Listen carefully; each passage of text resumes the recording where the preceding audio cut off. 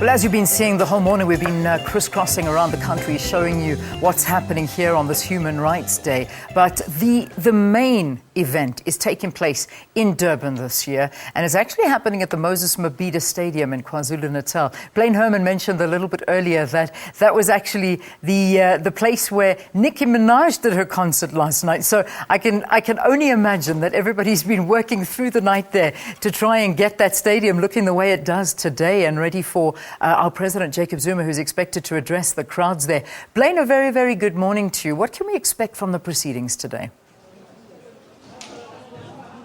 Yeah, Leanne, indeed it was a quick turnaround due to the Nicki Minaj concert, but I heard it was a packed stadium, so people were working frantically through the night to get it all sorted out, and from what I'm seeing, everything's ready. We've got the green light in terms of going on. The proceedings will start at around 9 o'clock or so. That's when the entertainment starts, and then the formal proceedings starting around 11 o'clock, with the president expected around 11:30. Now, the Constitution it really embodies our nation's highest aspirations, and the Chapter 9 institution that's charged with protecting and promoting human rights in South Africa is none other than the South African Human Rights Commission. Lindiwe Makote joins me now live. She's a commissioner responsible for the promoting and protecting of children and basic education rights. Lindiwe, thank you very much indeed for your time. A very, very significant day. Your portfolio is very important. Children, basic education.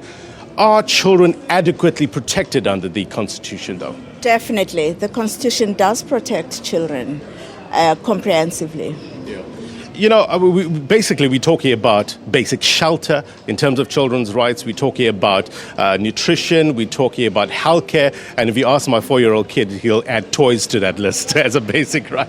But in terms of human rights for children, do they even know what their rights are?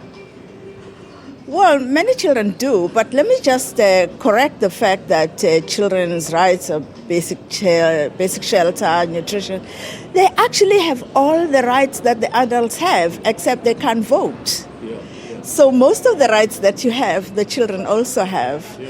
And more and more children now are beginning to understand and know what their rights are, depending on their age, of course. Yes, I would say yes. Are we shaping these young minds from as early as, grade R? Are we getting there in terms of education programs, promoting human rights, teaching them what their rights are? I think we are trying to, but of course there's a certain level at which children can't read for themselves and stuff like that. But I'd say that from about 4 years old, children do understand a minimum of what their rights are, and it gets better as they get older. Yeah.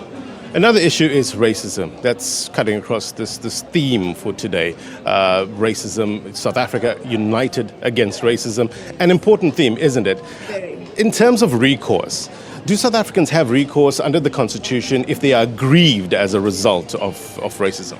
Oh yes, South Africa has established very credible institutions which are established to promote constitutional democracy and to support it. So if anybody's rights are violated, those people have every reason to go to those institutions to get redress. So, and they do. For instance, we have had a number of complaints relating to various issues, racism amongst them. And we have also held dialogues on racism. We have produced reports on racism. It's a continuing battle to address issues of racism, but people are. Yeah. I understand between 2015 and 2016, there was over 1,600 complaints, general complaints. Yes. Of that, how many were racism related? It's the majority. It's about 600 of those were racism. They're the largest in the pool of complaints. Yeah. Is the law clear-cut in terms of redress?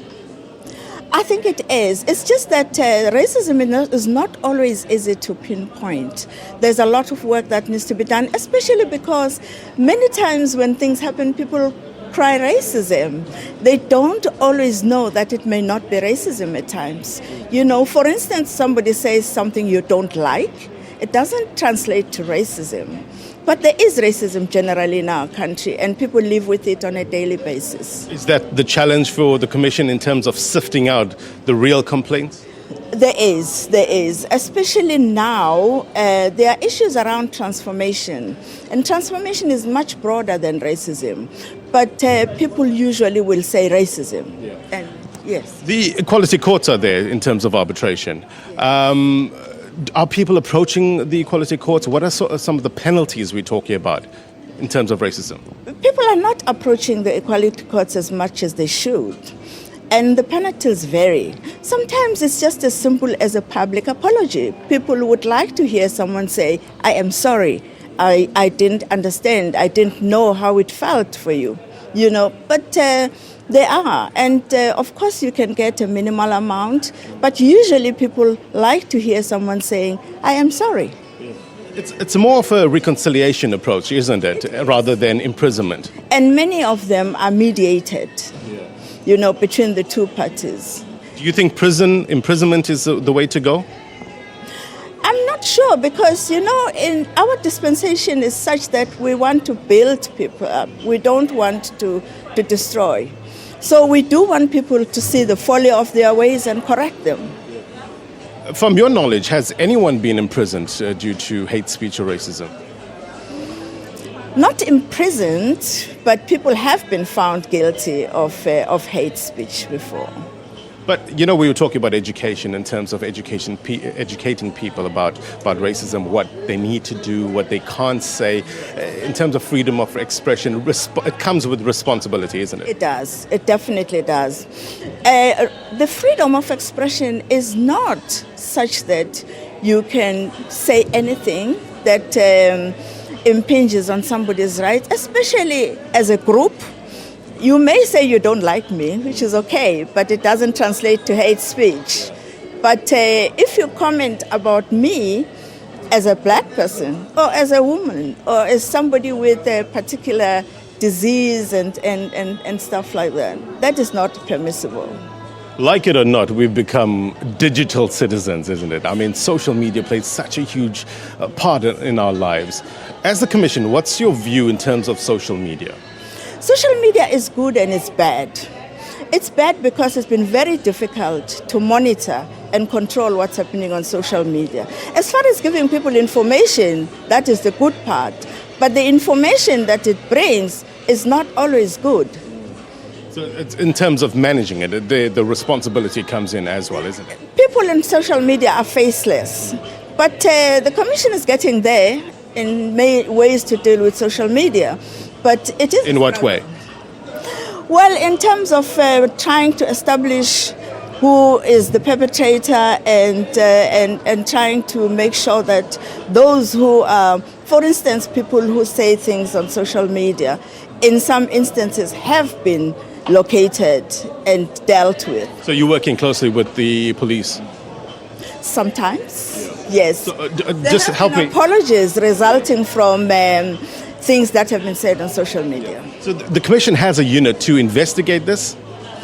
The Commission has an investigating unit, which we call the legal unit. They investigate everything, and including this, yes. I mean, racism does not only humiliate the victim, it humiliates the perpetrator as well, isn't it?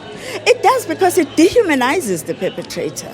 Anybody that's practicing racism is not behaving in a normal way as a normal human being.